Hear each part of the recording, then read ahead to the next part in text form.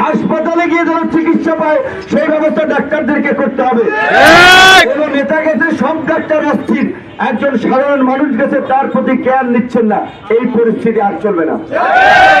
জনগণই সকল শক্তির উৎস, জনগণের কাছে ক্ষমতা রয়েছে মানুষকে এমপি বানানোর, পৌর মেয়র বানানোর, চেয়ারম্যান বানানোর কাজই এই জনগণ। আপনাদেরকে আমরা বলবো সঠিক মানুষকে আপনাদেরকে বাছাই করতে হবে।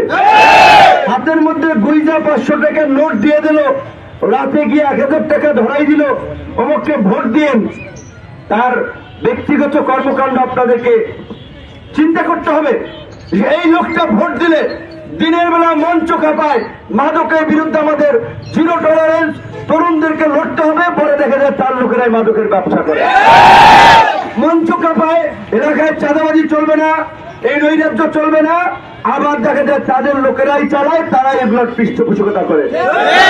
আপনাদের প্রতি আমার আহ্বান থাকবে, অনুরোধ থাকবে, 52 থেকে দেখেন 71, এই 21 বছর, আবার 71 থেকে 90, 19 বছর, 90 থেকে 111, 2007 সালে, 2007 থেকে 24, দেখা গেছে যে 18-20 বছর পর পর একটা বড় রাজনৈতিক পট পরিবর্তনের জন্য এই দেশের তরুণদেরকে রাজপথে নেমে আসতে হয়েছে, জীবন দিতে হয়েছে, রক্ত দিতে হয়েছে। এইবারের মতো পরিস্থিতি বাংলাদেশ কখনোই ফেস করে নাই।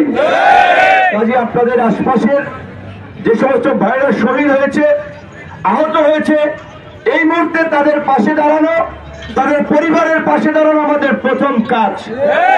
দ্বিতীয় কাজ হচ্ছে এই যে পুলিশকে যেভাবে জনগণের বিরুদ্ধে, গণবিরুদ্ধে একটা বাহিনীতে এই সরকার পরিণত করেছিল, আমরা বারবার বলছিলাম এই পুলিশ আমাদের প্রতিষ্ঠান, এই পুলিশ আইন শৃঙ্খলা বাহিনী বা পরিস্থিতি, তারা সমাজের শান্তি শৃঙ্খলা নিয়ন্ত্রণ করে। কাজেই পুলিশের যে সমস্ত অফিসাররা এই অপকর্ম করেছে, গুলি চালিয়েছে, জনগণের বিরুদ্ধে দাঁড়িয়েছিল, তাদের বিচার হবে। কিন্তু অন্যান্য পুলিশ কর্মকর্তারা ঢালাওভাবে সবাই অপরাধী না, থানা পুলিশ না থাকলে এলাকার আইন শৃঙ্খলা পরিস্থিতি নিয়ন্ত্রণ করা যাবে না। কাজে আপনারা রাজনৈতিক দলের পক্ষ থেকে নাগরিক সমাজ, সাংবাদিক সমাজ পুলিশকে সর্বাত্মক সহযোগিতা করবেন, এলাকায় যেন শান্তি শৃঙ্খলা তারা প্রতিষ্ঠা করতে পারে। এবং এসি সাহেব সহ এসপি সাহেব, ডিসি সাহেব পরিষ্কার ভাবে বলে দিয়ে আসবেন, কোন রাজনৈতিক দলের নেতার নির্দেশে মিথ্যা মামলা হবে না, হয়রানিমূলক মামলা হবে না, প্রতিহিংসাপূর্ণ রাজনীতি এই ফরিদপুরে ভাঙ্গা চলবে না। পরিষ্কার এই এলাকার মানুষ হিসেবে আপনারা জানিয়ে দিবেন।